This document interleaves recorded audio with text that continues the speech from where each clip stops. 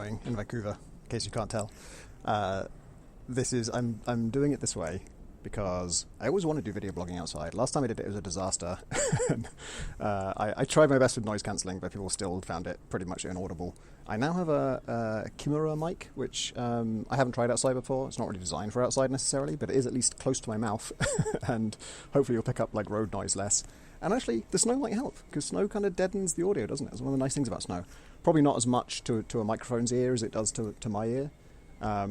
But I'm also I'm committing lighting crimes here by putting myself against a light background, which is going to make it difficult for my camera to balance things. But just on the off chance, in fact, I think it just changed. I don't know if I can make it happen. Sometimes you'll see this tree. The reason being, obviously, the snow's just nice to look at, but also we're getting a lot of snow. It snowed really heavily overnight. This is all new, and you will see it sometimes fall off the power cables or fall off the trees. And it's a long shot that will be in focus, but it's worth a try. I want to talk about the broad topic is like what makes games different each time, or if you're setting out to make a game that's different each time, how do you do that? What ways of doing it are effective and what ways aren't? And the kind of lens I'm coming at it through is that for a long time I've played a lot of digital board games on like iPad, now on PC as well. Against the AI, just because I can do a really quick round, and my two most played genres are that and roguelikes. And to me, they're kind of the same, that they're almost one genre, because the key thing I get out of them is the session is a finite length. It's going to be an hour at most, usually, depending on the game, of course, but it's not going to be 8 hours. It's not going to be something I have to pause and come back to tomorrow. And it's going to be different every time. Both of them have randomized elements. Certainly the board games I like have randomized elements. It's one of the reasons I haven't really clicked with chess is start a game of chess. Same setup, I see. Going for this one again. The old 16 pieces aside. It is 16 pieces aside, right? Yeah. And actually, it's also a reason that I did play really bad chess on my phone for a while before it just broke recently. It lost all my stats and stuff, and then kept forgetting that I've paid for it. And anyway, that randomizes the pieces, so it gets a little bit of that thing that I like. So for a long time, it was Race for the Galaxy that I was playing on iPad. A pure card game. It's almost one of the purest card games in the sense that, as board games go, in the sense that. It's an engine builder, it's a sort of a tableau builder, but it's all cards, and cards are also the resource you use to pay for things. So if something costs 7, it means you've got to pay 7 cards to play it, which is really neat. Lately it's been Dune Imperium, which I've talked about before. Absolutely love it. Still, I think it's probably my favourite board game. I'm fascinated by it design-wise. I keep throwing myself at it again and again, and I'm definitely... I don't know if you saw it, but some stuff just fell off the cable. The funny thing is, I thought you guys were going to see the cool stuff, and I was going to miss out on it because I'm facing away from it. The opposite is happening, because I think it's too washed out for you to see, but I can see the reflection in my balcony window, so sorry about that. It's fascinating. I finally got over the hump of just sucking at it. I'm being actively snowed on too, that's fun. And that's helped me to understand the design a little bit. In brief, the reason I was failing to get good at it is that it's a hybrid deck builder and worker placement game. I love deck builders. I play a lot of deck builders. All of my brain engages with that. The worker placement thing, I get it. I'm into it. It's cool. But I undervalue it. I'm like, I have to stop playing the worker placement game and jump straight to the shop to get this good card, because I know how good this card is, and I know how important it is. If you're going to get this card, it's got to be early. It can't be later. And if you don't get the card, someone else is going to get that card. And that pressure of opportunity cost is intense. I was thinking about, so the connection between board games and roguelikes is, especially board games against AI in digital forms, is pretty straightforward. I don't need to explain it anymore. One little quirk of it is that most roguelikes have some kind of long-term progression, and digital board games basically never do. Obviously, there are legacy board games exist. I've never played a digital legacy board game. And in general, they don't add that for the digital version as far as I've seen. People aren't adding they might track your progress, they might give you little awards or something, but you're not unlocking new cards and stuff. When I say digital board games, I mean, it was a board game, they made a digital version of it. But the thing that really struck me lately is I was watching a board game YouTube channel I like play a game I like, Heat: Pedal to the Metal, and found it pretty boring to watch. It's a racing game. You're just driving around a track. It's a very good game. I enjoyed it when I played it in real life. It is a deck builder as well. You are managing the heat level in your car, and basically you're trying to go as fast as possible, but then when you take corners, if you're going too fast, you add some heat cards to your deck, which are bad. They don't do anything. And you also have like driver stress, which can cause you to do random things. It's all really well thought out mechanically, and it's fun to play. But it's boring as hell to watch because it's just cars going around on a track, and there are moments of tension of like, oh, I've got a stress card, I'm going to have to draw a card from my deck and just play it no matter what it is. And if it's over 3, then I go, if it's 2, it's perfect, I stop right on the corner. If it's 3, then I go over, and all of my 15 speed counts against me, and I have to draw all of the heat in my deck, and it's catastrophic. So it has these high tension moments, but when I look at it, when you're watching it, it's just like, well, they're just going to go around the track, and they'll draw what they draw. Some of them will be better at the deck builder. Like, it's a reductivist view that I'm sure every game I play looks like this to people who don't play games or don't like games. But this game looks like that to me, and it's largely the fantasy. I'm not interested in racing driving. I don't care about it. And when you're not playing, that becomes all the more apparent. Of like, oh, this whole fantasy, this whole setting, this whole premise is just, who cares? Who cares who wins? If I was one of the people, I'd care who wins. And I was comparing it to Dune Imperium, where the thing I didn't know it was going to be long lasting. When I sort of fell in love with it, I just liked the feeling of there were so many routes to victory, and I felt like next time I play, I'll be able to do something totally different. And it has been very enduring for me. I've played 50 hours of the digital version now, and I'm still really excited to play again. I'm going to play again today. I've already played again this morning, and it's tantalizing just what will happen next time. And so it is a perfect double whammy of, it's both mechanically varied, and the theme really brings out the variety and stresses the variety, and the fact that so many mechanics are on theme and sort of tell little stories is really compelling. And actually I've got a third point of comparison that I think might illustrate some of the stuff that Dune is doing really well. I try not to spend too much time talking about themes specifically in Dune, because I did kind of do a whole video on that before, but it continues to really pay off, and I will give some examples of that, I think. But another game I played online was Dead of Winter, and that was very fun to watch because it's very rich in theme, or it's very thematic. You are survivors trying to hold off zombies and go on little scavenging expeditions and hopefully not get bitten when you do. One of the survivors is a dog, and the dog, they just haven't really bothered to add any rules that prevent the dog from doing things a dog would not naturally be able to do. So the dog can drive a car, and the dog can pick up a shotgun, and just immediately it creates a great story. I suspect it may only create one good story. Like, it might, if you play again, either the dog does the funny thing or it doesn't. There are some, that's not fair actually, there are a bunch of little characters who are, there's like a teenage ninja who's wearing all black, which is really funny in a snow-based context. And in the game I was watching, he got a sort of event that meant he found a guitar and turned out to be able to play it really well, and so the player was saying, like, obviously he's going to play Wonderwall. So it brings out some fun stuff like that, but at the same time I was kind of suspected, and this is not an actual judgment of the game because I've never played it even once, let alone multiple times, but I sort of got the impression like I don't really want to watch another game of this, because I've seen the fantasy now. It has one fantasy that really brings it out. It's a fun fantasy, and I was entertained one time. I probably wouldn't be entertained again. I'd play it in real life because then I'm engaged and it's a different experience. But again, I probably wouldn't buy it because I feel like I'm not going to play it a ton of times. So it does better than Heat on that metric of, like, I'm engaged for one playthrough, but as opposed to 0, but not more than that. And the reason Dune is different to that is that the theme is not a story that it sets out to tell. That's could be a real trap to fall into with a game that's based on, a book/movie.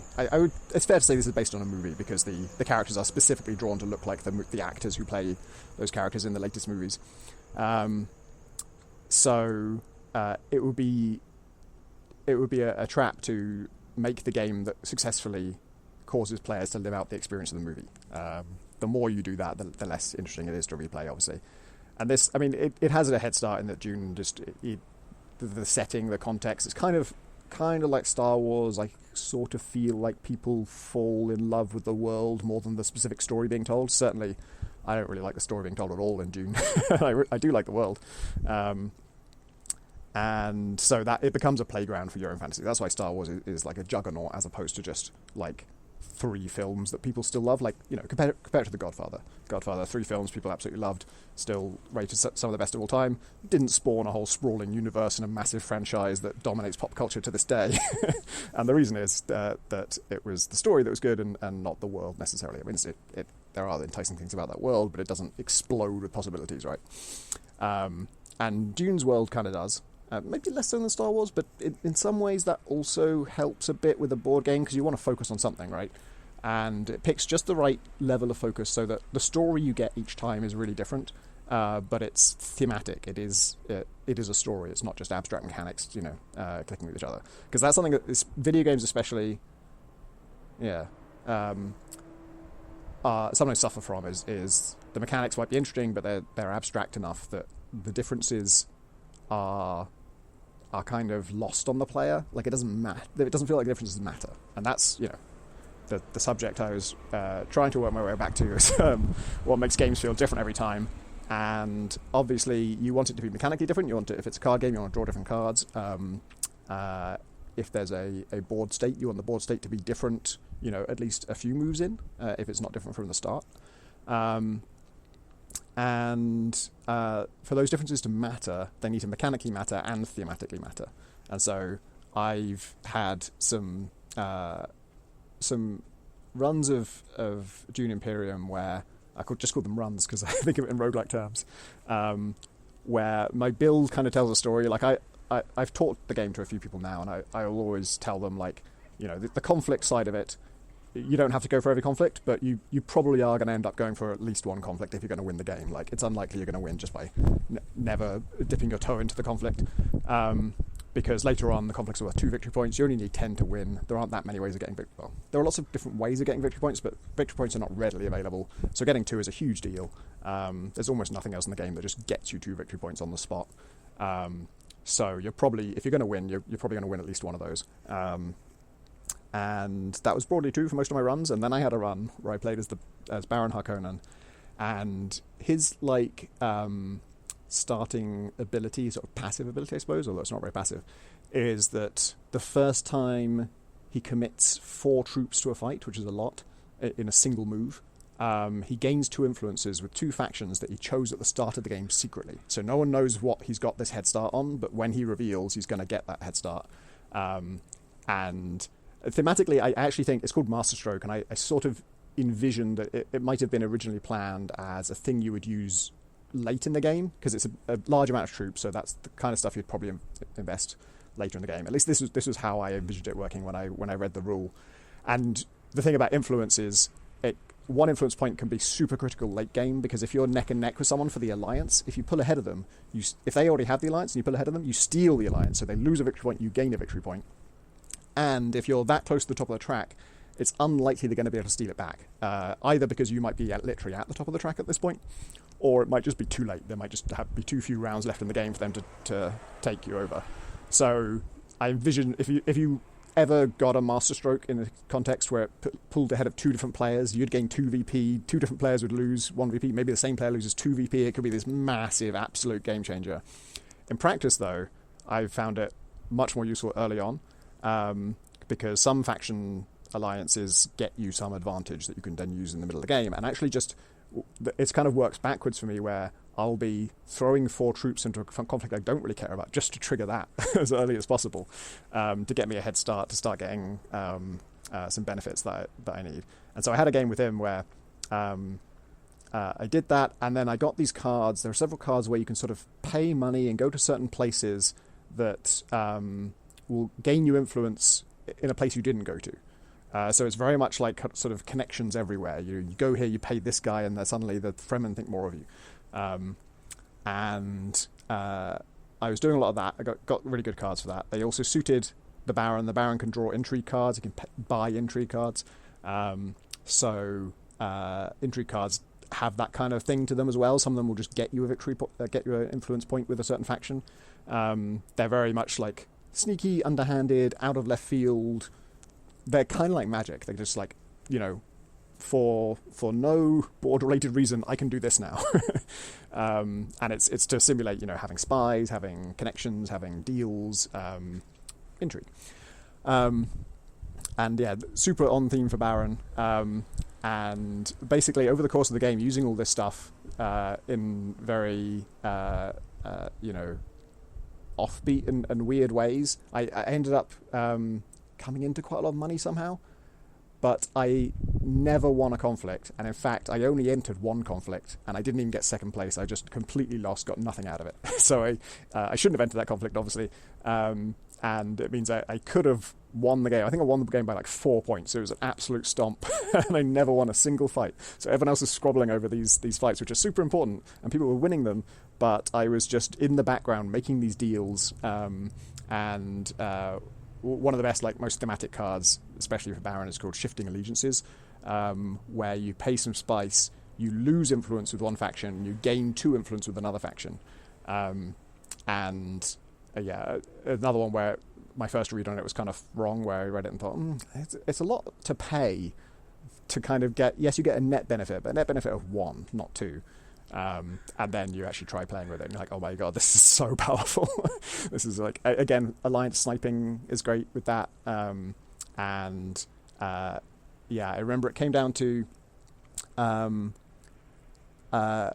was already going to win. I think I was going to win sort of 10-8 or something, and on the last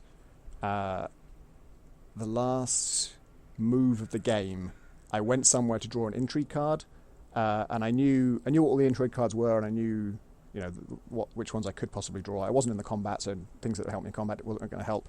The only reason I went for the intrigue over something else was that there is at least a chance. There's one intrigue card in the whole deck of 30, 50 intrigue cards. I think there was 25 left anyway. That could help me here, and there's just one card that gives you 1 influence with the Spacer Guild, and I was competing for the alliance of the Spacer Guild. I didn't have it. I was neck and neck with the person who did have it, and if I drew that card, I would get to go up 1 influence point, and I drew that card. It was just, again, even that felt on theme. It was bullshit. I was playing against human players, they'd be so pissed off with me because there's no, it was arguably it's good strategy to just do the one thing that has at least a chance of helping me. The fact that it did help me was pure blind luck. But even that kind of feels on theme for the Baron, right? And I don't even know that much about Dune, so I might be wrong, but just his vibe, it just feels like he'd be the guy to draw just the one fucking card you really needed him not to draw, and he's already winning. He gets 2 points ahead. So yeah, something like that. And there are single cards you can build a whole build around.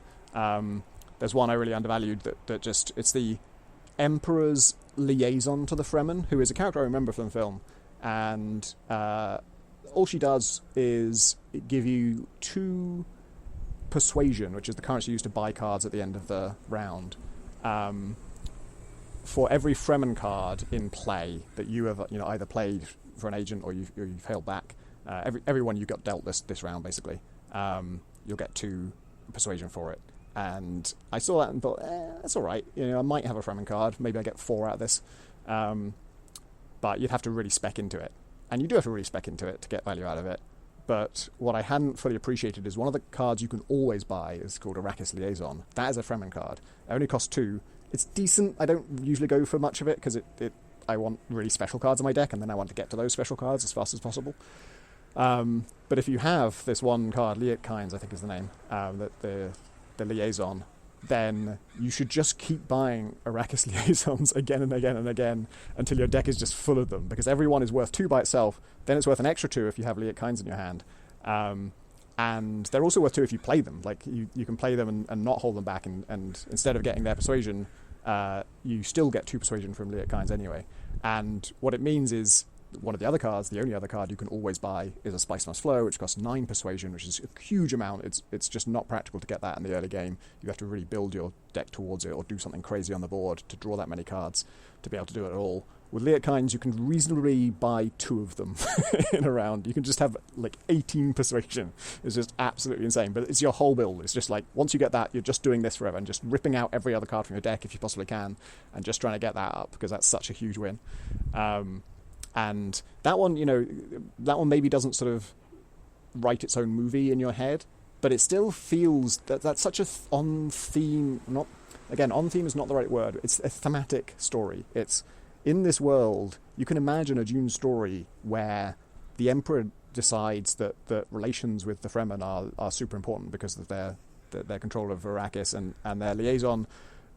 Just maybe it's the story of Liatkines and her doing her job to an incredible extent and getting all the Fremen on board. And I guess you're not playing as the Emperor. You're playing as whatever faction I was. I don't remember what faction I was playing as, so that's not very on theme. But this overachieving liaison, getting all the Fremen on side, and just that creating this sort of like unbreakable chokehold on the world where all the spice is going to flow through these people because they have such good relations with the Fremen. I think that's.